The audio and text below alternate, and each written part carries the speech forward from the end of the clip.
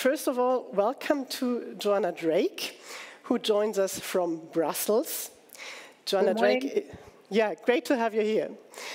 Joanna Drake is Deputy Director General of the European Commission's Directorate General for Research and Innovation.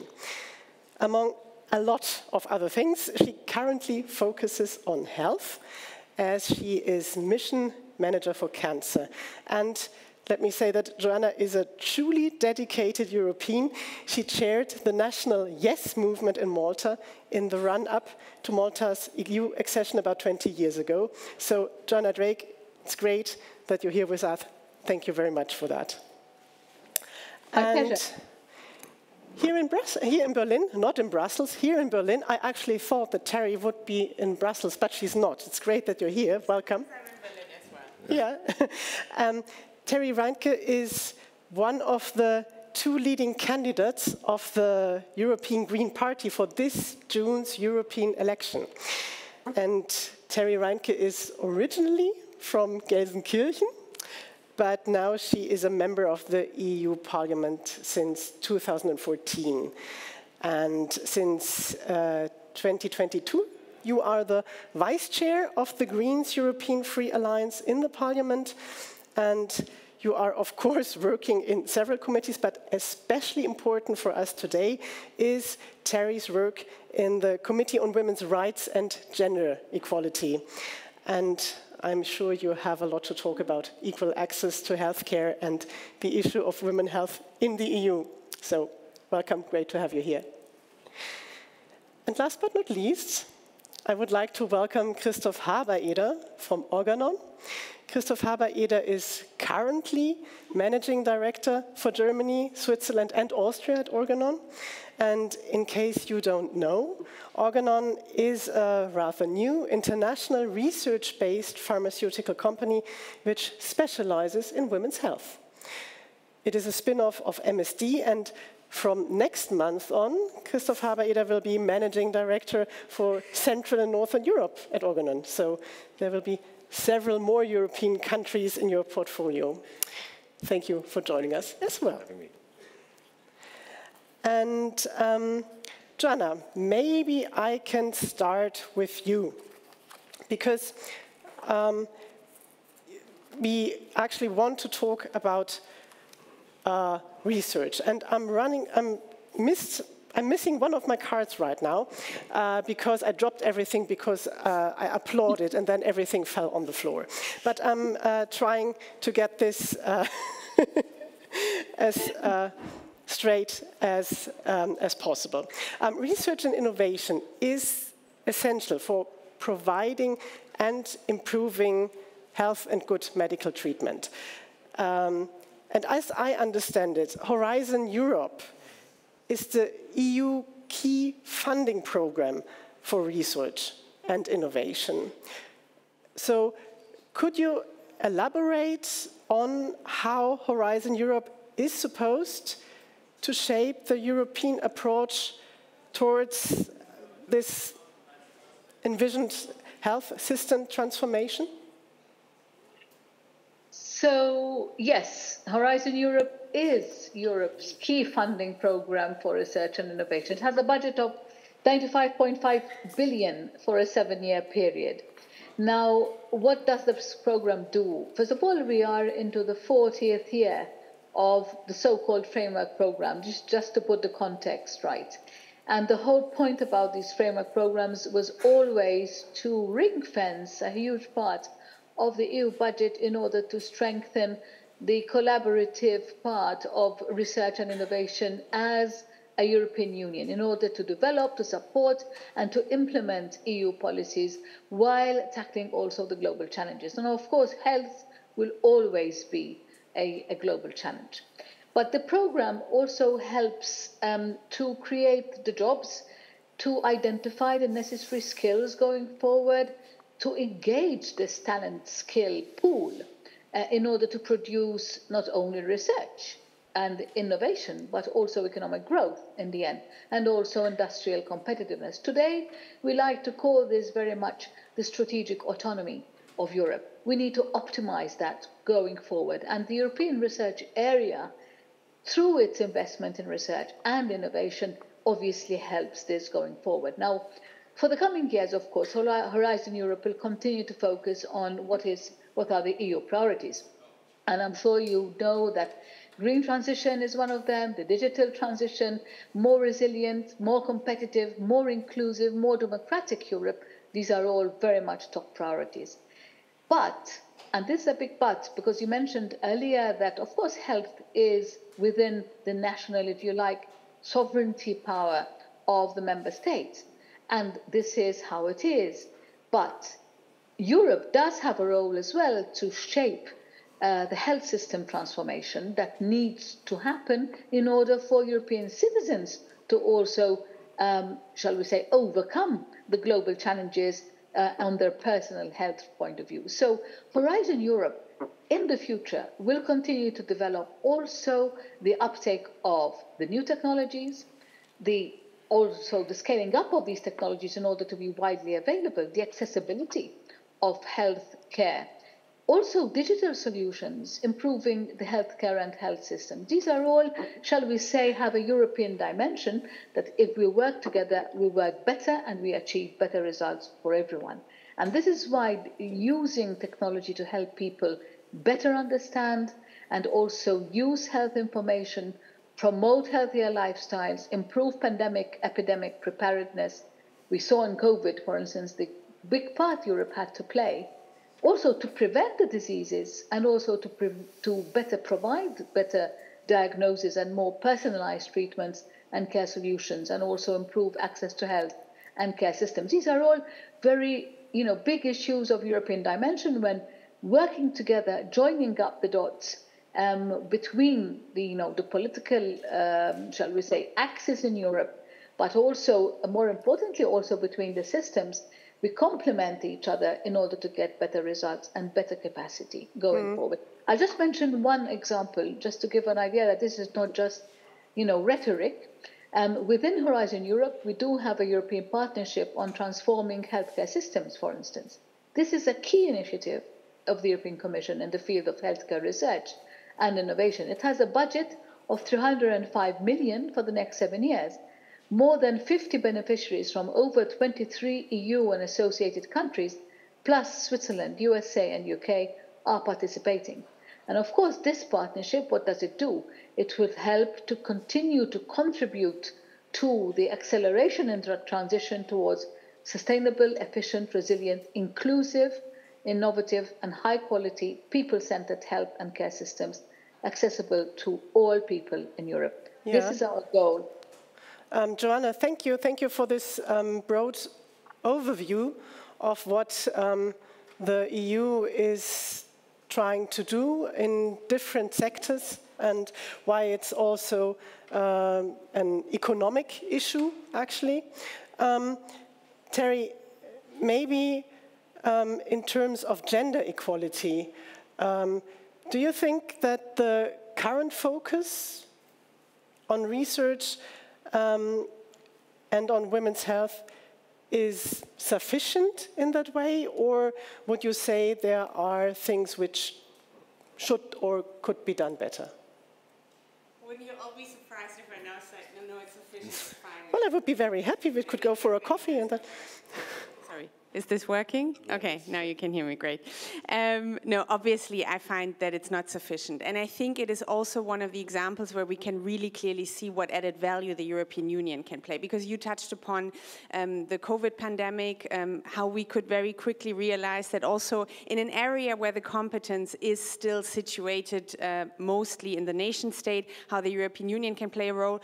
Joanna touched upon research, and I would also say specifically when we speak about women's health, I think the question on how we can improve the access to the healthcare system for women, but also in terms of research and development, how can we broaden the focus that we have, and the European Union can play a very important role. And obviously through the funding, but I also think through best practices, because Germany has historically, I would say, not been the member state that is on the forefront when it comes to gender equality. You all know that the European Union, as one of its founding principles, has the equality equality between men and women in its treaties. And obviously, we still see in basically all societal fields that this is not a reality yet, and also in the healthcare system. And let me just mention maybe one very concrete example where I could feel this myself, because you said maybe we make it a little bit more personal. Last year, I was in a situation where my girlfriend suddenly had very strong pain in her lower abdomen. We called an ambulance. She was in absolute pain, and basically the medics who came, who were obviously men, said she's probably just on her period and she has period pain. In the end, it turned out that she had a turned ovary because of a kyst. And I think that these kind of moments you can still see, and I'm not trying to personally blame these medics, because I can completely see where this is coming from, but that there is still very often, when we speak about women's health, a lack of understanding. There is a lack of research, but there is also a lack of understanding when we go to actual health provision. And I think that this is something where some member states of the European Union have already taken the first steps. They have implemented, or at least started to look at how can we have women's health strategies that can make the research and development sector, but also our healthcare sector as a whole, better to serve the needs of women. And I think that for the European Union, it is about time that we do the same, and not only have a health strategy, but also have a very specific focus on women's health, because we know that there are issues unless we take the gender perspective also into consideration, will not be met sufficiently now and also in the future. Christoph Haber-Eder, I saw you agreeing, silently agreeing. But as I understand it, for instance, in the EU for Health program, gender mainstreaming is already a precondition for financing for every project. So is that not enough for making sure that women's health is considered, is improved, and that also research is going into that? They are the first, I don't know whether this is working, but yeah, it is, okay. Yeah, the first, it's going in the right direction, let me put it like this. So it's happening, it's on the table, it's starting. But if you think about it globally, just 4% of all research money in pharma research goes into women's health specific research, which is, I mean, if you see it's more than 50% of the population, it's just not an acceptable state, right? So we're getting into this direction and it's moving, but it has to be followed through. So we need to make sure that women or gender-specific data and specific aspects are covered in all aspects of our, of all policies actually in all fields, because this will help us getting the right data and getting better. So. Data is crucial because. I mean, we touched upon that in this earlier panel, but also last week the Council of the EU and the Parliament, they have reached a political agreement on the European health data space. And this new opportunity to exchange data, and I know I simplify that very much, this is supposed to be really central to a strong European health union. And now I want to know from you, dear guests, what you think, who is going to profit the most out of that? Do you think, are these the patients? Are these the health workers? Is it research? Is it the industry? And while you think about it and while you tick the box you think is accurate, I want to ask you, Joanna, what do you expect from the European health data space? In which way can it improve pan-European cooperation and in research and development, and maybe especially women's health? And I hope you are still with us, Joanna, because yes, I don't see you. I'm here. Excellent. Can you hear me? Okay. So this is a huge breakthrough, in fact, because we now have a common EU framework for the secondary use of health data, such as research and innovation, and this will then create a lot of flags that cannot be ignored, if you like, for regulatory purposes and for policy making, which I think is really key here in order to enable a policy based on evidence and also to trigger actions in this area which need to be cared for, which need to be followed, monitored in order to ensure progress and also measured. So there will be, through this space, a facilitation to develop tools, technologies, and also digital approaches that currently actually face barriers. And we face a lot of hurdles here, even to make a pilot. So not only, therefore, will this enable the lowering of these barriers or the forcing to lower these barriers in order to pilot, in order to implement, and eventually also to scale up. So the aim here is to reach the patients, to overcome the challenges, such as also public acceptance and trust. And of course, these also need to be addressed, let's be clear. So it is the opportunity, if you like, just happened through this framework where we are unlocking new potential, where we are unlocking the new opportunities to rely on the capacity to collect, to integrate, to interpret, and to share large amounts of data, as well as ensure the compatibility with the regulatory frameworks and infrastructures. And I have to mention, you mentioned earlier, Ruth, in your introduction, the cancer mission. I happen to be also wearing the hat of managing one of the 5 missions, and I have the pleasure to do so. And I can tell you that one of the big projects which is currently already underway is to create a digital platform specific for sharing and enabling also cancer patients to consent, if they so wish, to offer their own data to the platform, but also to enable doctors, researchers, specialists in the area to share data, obviously with the necessary consents, across the European space, if you like, in order to already put Europe on a better edge than it already is on cancer research, on cancer diagnosis, on cancer remedies, etc.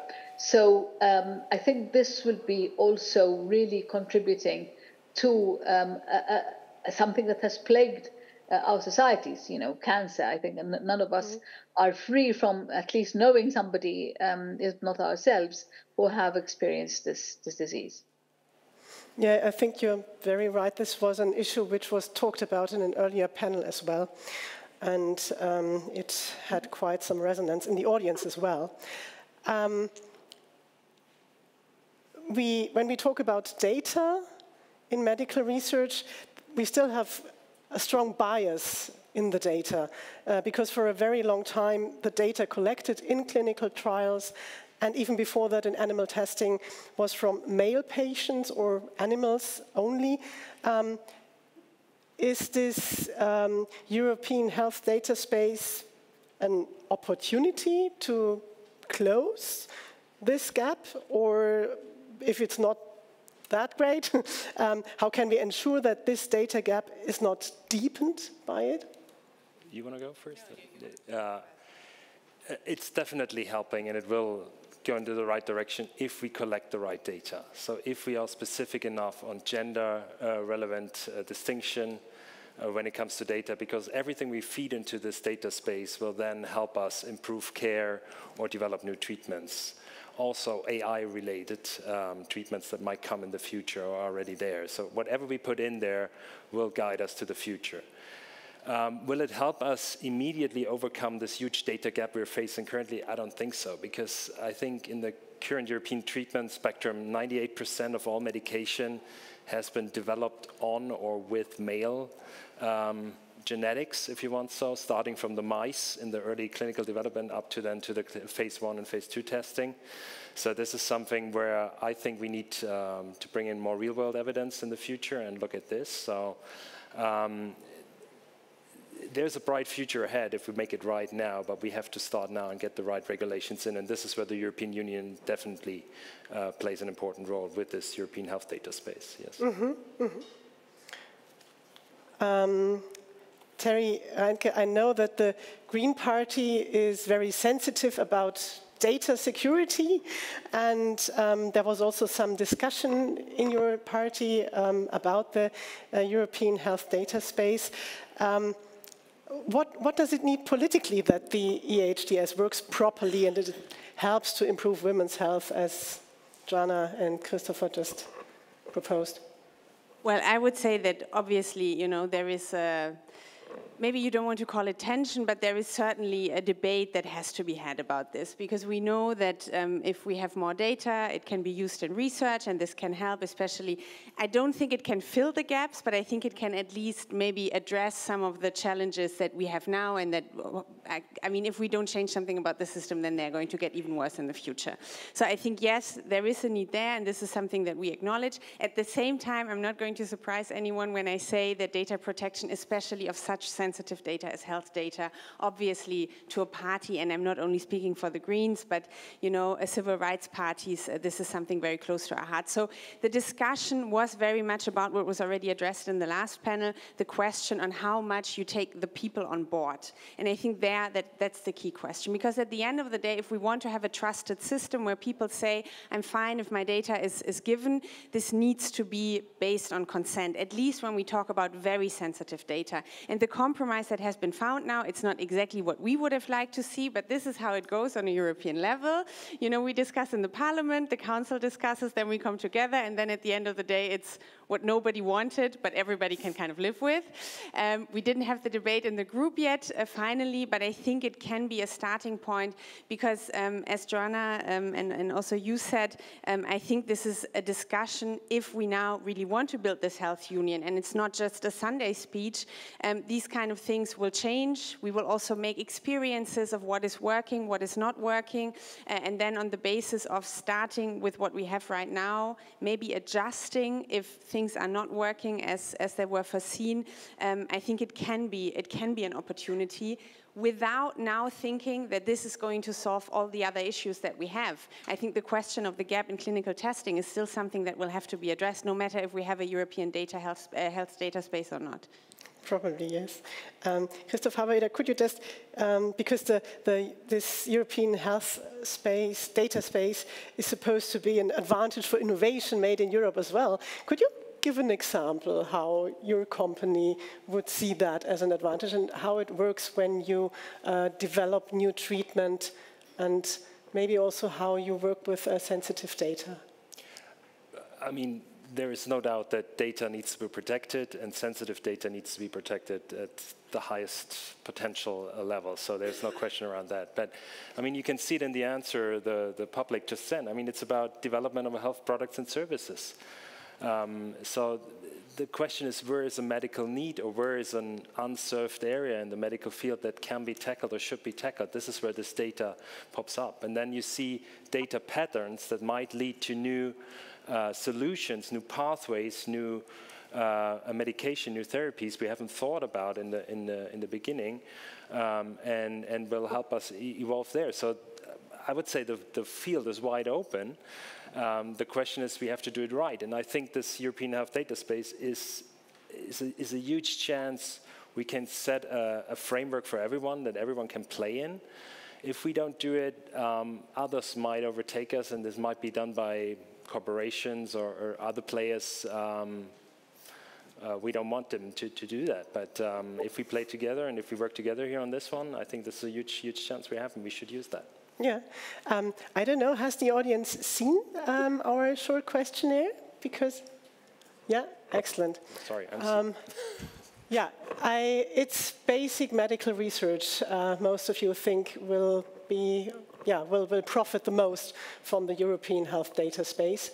And it's interesting that emergency care for patients is on third place, because when one is talking about the EHDS, the patient is always in the forefront. So it's always taken as an example.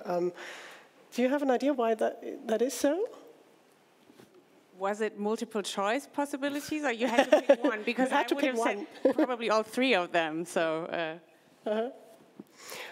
Well, I actually, since we are nearing the end of this panel, I want to touch upon a topic which was mentioned during the last 2 days on several occasions. And it is the fact that in a lot of European countries, right-wing parties are gaining more and more support.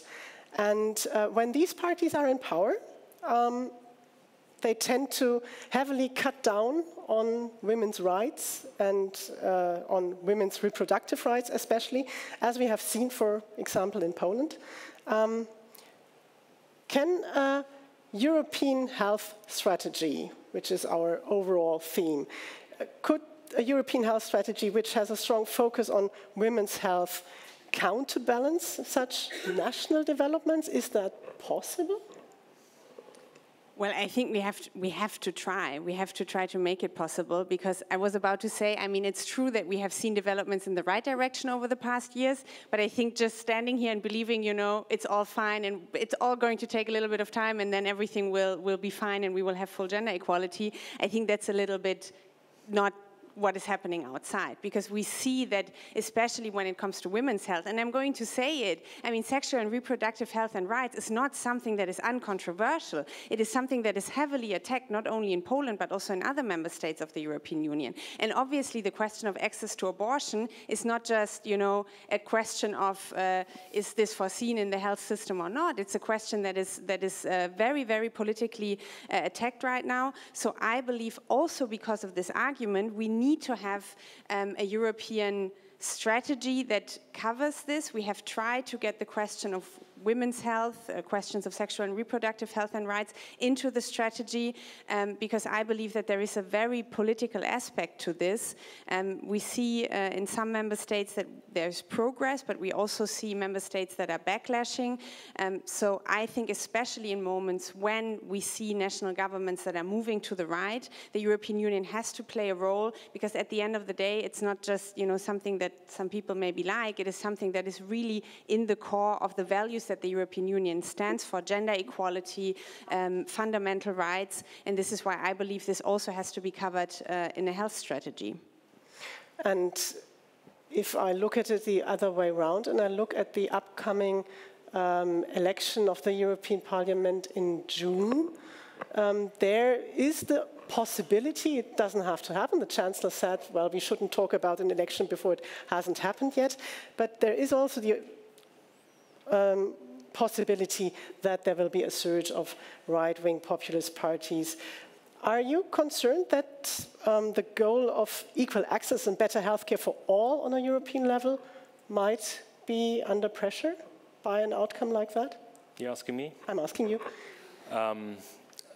I think whenever you go into the extremist ends of a spectrum, there's always a lot of losers. So yes, there will be, I think this will be under pressure because of the role and the view they have on gender equality and the role of women in society in general, which will definitely affect this.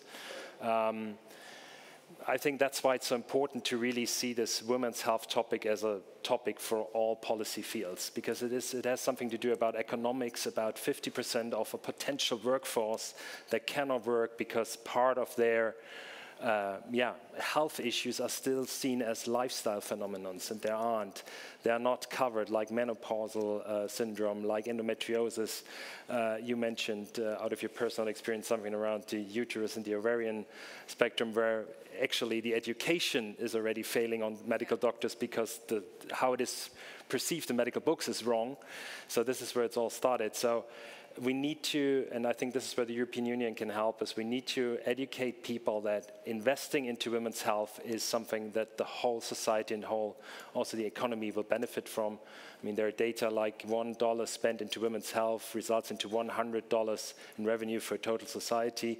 So yeah, this can be a game changer if we do it right. But in all fairness, in the current election, and when I look at the party programs, I don't see it valued enough, to be honest. Mm-hmm, mm-hmm. So maybe instead of a wrap-up, I just ask the three of you the same specific question again. And Joanna, I would like to start with you, if that's okay. Yes.